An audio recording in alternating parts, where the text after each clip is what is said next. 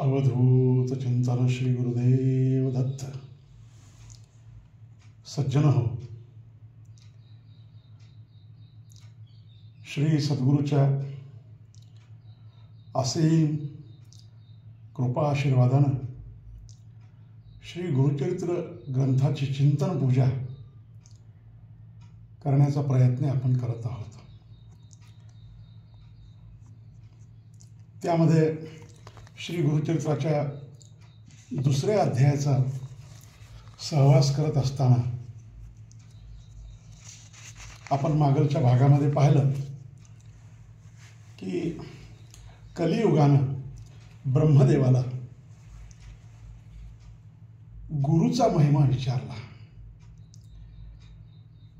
कारण गुरुसेवा करणाऱ्याला तू बाधू नको असं जेव्हा ब्रह्मदेवानं कलीला सांगितलं तेव्हा हे गुरुत्व काय आहे, गुरुपद काय आहे, गुरु एवढे श्रेष्ठ का आहेत, या अनुषंगानं त्या कलीनं ब्रह्मदेवाला प्रश्न विचारला. ब्रह्मदेवानं सद्गुरूचा महिमा सांगताना खूप श्रद्धेनं सद्गुरूचं स्मरण करून ब्रह्मदेवांनी हा गुरु शब्द जो आहे तो गुरुला ग जो आहे तो आपल्याला कल्याणाच्या मार्गावर जाण्यासाठी सिद्ध करणारा आहे. गकार म्हणजे सिद्ध जाणं आणि रेफा पापस्य दाहकः जो गुरु शब्दातला दुसरा रे वर्ण आहे तो पापाचं दहन करणारा आहे. आणि जो उकार आहे तो विष्णू स्वरूप आहे. असं सांगताना ब्रह्मदेवानी आपल्या अमोघ वाणीनं कलीला सद्गुरूचं महात्म्य सांगायला सुरुवात केली. ब्रह्मदेव म्हणतात की हे कली, एखाद्या वेळेस जगातले सगळे घटक आपल्यावर रागावले, आपले नातेवाईक रागावले, आपले इष्टमित्र रागावले, आपण ज्यांच्याशी संबंधित आहोत, परिचित आहोत ते रागावले, नव्हे देव रागावला, देवता रागावल्या, साक्षात महादेव जरी रागावले तरीही जर तो साधक सद्गुरूच्या चरणी अनन्य असेल तर एवढ्याही क्रोधाच्या भडीमारातून सद्गुरू सत्शिष्याला तारून नेतील. हे कली, शिवे रुष्टे गुरुस्त्राता गुरौ रुष्टे न कश्चन. आता तर कलीला गुरु या शब्दाबद्दलची उत्सुकता अधिकच लागली आणि असं एवढं मोठं पद गुरुला कशामुळं मिळालं या संदर्भामध्ये तो जिज्ञासा दाखवित आहे. हे ब्रह्मदेवाच्या लक्षात आल्यानंतर ब्रह्मदेवांनी त्यांना एक कथा सांगितली. फार प्राचीन काळी गोदावरीच्या तीरावर अंगिरस ऋषींचा आश्रम आहे. तिथं वेदधर्म नावाचे एक मुनी तप करत आहेत. त्यांचे अनेक शिष्य आहेत. अनेक शिष्यांना वेदाध्ययन शिकवत असताना, धर्माचरण शिकवत असताना, धर्माप्रमाणे कर्म कसं करावं याचं मर्म समजावून सांगत असताना अनेक शिष्यांना पारंगत केलं. आणि वयाच्या उत्तरार्धामध्ये एके दिवशी त्यांनी आपल्या सगळ्या शिष्यांना बोलावलं आणि म्हणले, हे पहा, मी जरी तुम्हाला सगळं चांगलं सांगितलं असलं तरी माझं काही पूर्वार्जित पाप आहे आणि ते पाप माझ्या मोक्षाला आडवं येत आहे आणि ते पाप माझं मी भोगणं आवश्यक आहे. तर मी ते पाप भोगण्यासाठी 21 वर्ष काशीला कुष्ठरोगी, आंधळा, पांगळा, आजारी, अपस्मार नावाचा रोग झालेला, अशा अनंत रोगानं ग्रासलेला असा मी होऊन ते पाप मी भोगणार आहे. तर तुमच्यापैकी जर कोणी माझ्यासोबत आलं, कारण त्या अवस्थेमध्ये मला कोणाच्या तरी मदतीची गरज लागणार आहे, आपल्यापैकी जर कोणी आलं तर पहा तुमच्यापैकी कोण येतं. तर त्यावेळेस संदीपक नावाचा एक शिष्य प्रभूसमोर हात जोडून उभा राहिला आणि म्हणाला की खरं तर सांगायचं म्हणजे मी तुमच्याबरोबर काशीला येईन, तुमची सेवा करीन, तुमच्या सगळ्या आजारामध्ये तुमची शुश्रूषा करीन, परंतु माझी आपल्याला अशी विनंती आहे की तुमच्या पापाचे सगळे आजारच तुम्ही मला देऊन टाका, मीच ते पाप भोगतो. तर त्यावेळेस वेदधर्ममुनींनी त्याला सांगितलं की बाबा, हे ज्याचं त्यालाच भोगावं लागतं. इथं उधार उसनवारी चालत नाही. आपण करायचं आणि दुसऱ्याला भोगायचं असं चालत नाही. वेदधर्ममुनींनी संदीपकला हे सगळं समजावून सांगितलं. संदीपक तयार झाला, काशीला गेले. 21 वर्ष वेदधर्ममुनी काशीला होते. त्यांना अनेक रोग झाले, अनेक रोगाचे अनेक त्रास ते सहन करीत होते. ते त्रास सहन करीत असताना अत्यंत निष्ठेनं आणि काळजीपूर्वक हा संदीपक सद्गुरूची सेवा करत होता, अंग पुसून काढत होता, त्यांना खायला भिक्षा मागून आणून देत होता. आता ते कुष्ठरोग झाल्यामुळं रक्त पडायला लागलं, रक्तामध्ये किडे व्हायला लागले, मांस बाहेर पडायला लागलं, मांसामध्ये आळ्या व्हायला लागल्या, पाहावं न गेलं. पण अशाही परिस्थितीमध्ये त्या संदीपकाने आपल्या गुरुची अत्यंत नितांत सेवा केली.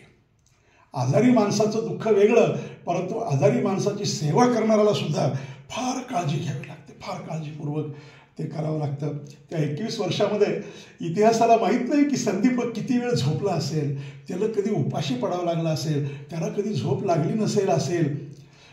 या कशाचीही पर्वा न करता, जीवाची पर्वा न करता आपल्या सद्गुरूला कमीत कमी त्रास व्हावा, आजारीच असल्यामुळे ते खूप रागा भरायचे, कधी शिव्या द्यायचे, कधी मारायचे, तरीही परंतु त्यानं मनामध्ये कधीही राग येऊ दिला नाही, काही वाईट वाटू दिलं नाही. आपलेपणानं, अत्यंत जिव्हाळ्यानं, प्रेमळपणानं त्यानं सद्गुरूची सेवा केली. त्याचे पराकोटी सांगताना गुरुचरित्र ग्रंथामध्ये असं वर्णन करण्यात आलेलं आहे की 21 वर्षामध्ये त्यानं त्या काशीमध्ये राहून सुद्धा कोणतीही यात्रा केली नाही, महादेवाच्या दर्शनाला सुद्धा, विश्वनाथाच्या दर्शनाला सुद्धा गेला नाही, परंतु सद्गुरूच्या सेवेमध्ये मात्र तो अनन्य राहिला. दुसरा विषयच नाही. रात्रंदिवस सद्गुरूची प्रकृती, सद्गुरूची प्रकृती, सद्गुरूची प्रकृती, त्यांच्यासाठी काय करावं लागेल, त्यांच्यासाठी काय करावं लागेल, हाच विचार. आणि केवळ विचार नव्हे तर तसं प्रत्यक्ष कर्म करत राहिला. फार मोठा कसोटीचा काळखंड होता. 21 वर्ष एका अशा अवस्थेतल्या आजाराला सांभाळणं, याची आपण कल्पना करू शकत नाहीत. आणि त्या युवक शिष्यानं मात्र ते सगळं अत्यंत तळमळीनं व्यवस्थित करत गेला. इतकी सद्गुरूची सेवा करत गेला की त्या ठिकाणी ते जे सदाशिव, आशुतोष, परमात्मा, भगवान श्री शिवशंकर, महादेव, देवाधिदेव महादेव आणि त्या काशीनगरीमध्ये त्यांचा जो वास आहे, तर ते शिष्याची सेवा पाहून महादेव अत्यंत आनंदित झाले, अत्यंत प्रसन्न झाले. आणि महादेव त्याला म्हणले की आले त्याच्या भेटीला. जसं पुंडलिकाच्या भेटीला परब्रह्म आलं, तसं आमच्या संदीपकाच्या भेटीला साक्षात महादेव आले. त्या झोपडीच्या समोर उभा राहिले. अरे म्हणले दीपका, आणि मी तुझ्यावर प्रसन्न झालो. दीपकाने वरे पाहिलं, म्हणला देवा, मी तर तुमच्या दर्शनाला सुद्धा कधी आलो नाही, मी तुम्हाला कधी प्रदक्षिणा केली नाही, मी कधी एक बिल्वदल तुम्हाला अर्पण केलं नाही, आणि तुम्ही माझ्यावर प्रसन्न कसे झालात? मी तुमची काय सेवा केली म्हणून तुम्ही प्रसन्न झालात? तर आता इथं श्री गुरुचरित्र ग्रंथातलं एक महत्त्वाचं सूत्र आशुतोष, सदाशिव दीपकाला सांगतात. अरे दीपका, मी तुझ्या गुरुभक्तीवर संतुष्ट झालो, तुझ्या गुरुभक्तीमुळे मी प्रसन्न झालो, मला खूप आनंद झाला, आणि आनंदाच्या भरामध्ये तुला काहीतरी द्यावं म्हणून मी आलो. सज्जन हो, आपण फक्त सद्गुरूच्या सेवेत राहावं. भगवंत आपली प्रत्येक इच्छा पूर्ण करायला तयार आहे. आता दीपक म्हणला, मी तुम्हाला काय मागू, मला काही नाही पाहिजे.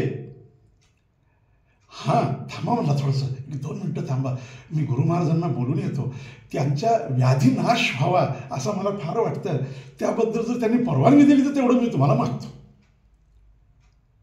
महादेव हसले. महादेवाला मनोमन आनंद झाला. जरी ते महादेवाच्या दर्शनाला गेले नाहीत, दीपकांनी कधी महादेवाच्या दर्शनाला गेले नाहीत, कधी प्रदक्षिणा केली नाही, कधी महादेवाचे स्तोत्र सूक्त कधी महादेवासमोर प्रकट केले नाहीत, काही रुद्राचा अभिषेक केला नाही, काही केलं नाही, तरी महादेवाचं मात्र हृदय उचंबळून येत आहे. तो गुरुकडे गेला हे कळाल्यानंतर सुद्धा महादेव आपल्याच आनंदामध्ये आहेत. आणि तो मध्ये गेला, गुरुला म्हणला, अहो म्हणला गुरु महाराज एक योग असा आला आहे की महादेव मला प्रसन्न झाले तर, आणि मला काहीतरी माग म्हणाले तर मला वाटायले आता तुमची व्याधी खूप तुम्ही सहन केली, तुमच्या व्याधीचा नाश मागू का? काय सांगावं.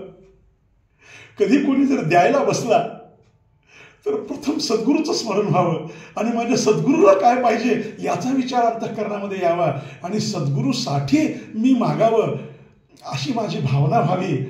हे सत्शिष्याचं एक महत्त्वाचं सूत्र श्री गुरुचरित्राच्या या 2ऱ्या अध्यायामध्ये आलंय बरं, की सदैव सद्गुरूचं स्मरण असावं. महादेव द्यायला आलेत तर मी काय मागावं, थांबा मी गुरुला विचारतो. गुरुला विचारलं, गुरु म्हणले माझ्या व्याधीचा नाश मागू नको, कारण ते माझं पाप मी भोगायलो, तू त्याची काळजी करू नको, महादेवाला माझ्यासाठी श्रम करायला लावू नको, मला काही नको. अजून ही एक मौज आहे. गुरुचरित्रासारखा ग्रंथ अशी मौज देतो. काय सांगावं, देणारा द्यायला तयार आहे, ज्याला प्रसन्न झालाय तोही म्हणतो मला काही नको, आणि ज्या सद्गुरूसाठी तो मागू इच्छितो ते सद्गुरूही म्हणतात मला काही नको, मला काही नको. हे परमार्थाचं मोठं सूत्र आहे बरं. मला काही नको.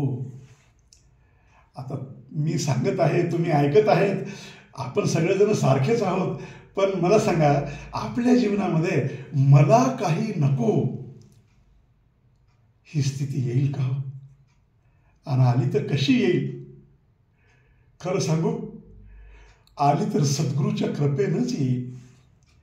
बाकी आपल्याला काय हवं याची आपल्याजवळ केवढी मोठी यादी आहे, परंतु मला काही नको, मला काही नको. शिष्य दीपकाच्या आख्यानामध्ये मला हा प्रसंग फार आवडतो की मला काही नको. दोघंही म्हणतात मला काही नको, आणि त्यानं महादेवाला सांगून टाकलं की हे देवादिदेवा महादेवा मला काही नको. महादेवाला थोडीशी आश्चर्य वाटलं, अरे काय पोरग आहे म्हणले. पण नाईलाजानं वापस गेले, पण त्यांना राहावं ना. त्यांनी तो आनंद महाविष्णूला सांगितला. अहो महाविष्णू, माझ्या काशीमध्ये असा एक सद्गुरूचा लाडका भक्त आहे, असा रात्रंदिवस सेवा करणार आहे, मला त्याची सेवा पाहून इतका आनंद झाला, मी त्याला द्यायला गेलो पण तो म्हणतो मला काही नको.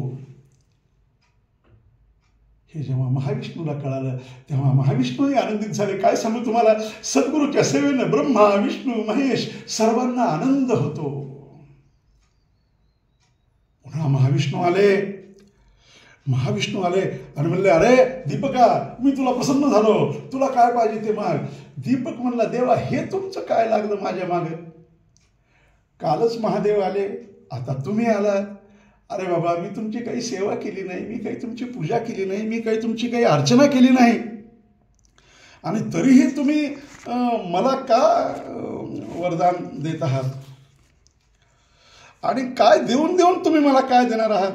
माझे गुरु मला द्यायला समर्थ आहेत. हा भाव महत्वाचा. माझा सद्गुरू मला द्यायला समर्थ आहे. तुम्ही मला काही देऊ नका, मला काही नको आहे. आणि तुम्ही मला का देत आहात? का माझ्याकडे येत आहात आणि मला का तुम्ही मागत आहात? काहीतरी दे म्हणत आहात. तर इथं विष्णूचा आणि संदीपकाचा फार मोठा गोड संवाद आहे. तो संवाद खूप मार्मिक आहे. त्या संवादाचा आपल्याला विचार करायचा आहे. परंतु त्याचा विचार आपण पुढच्या भागामध्ये करू की विष्णू आणि संदीपक या दोघांच्या संवादातून सत्शिष्याला जे सूत्र मिळणार आहेत आणि जे एक धर्माचं मर्म कळणार आहे तो अत्यंत गोड भाग आपण पुढच्या भागामध्ये पाहू. तोपर्यंत अवधूत चिंतन श्री गुरुदेव दत्त.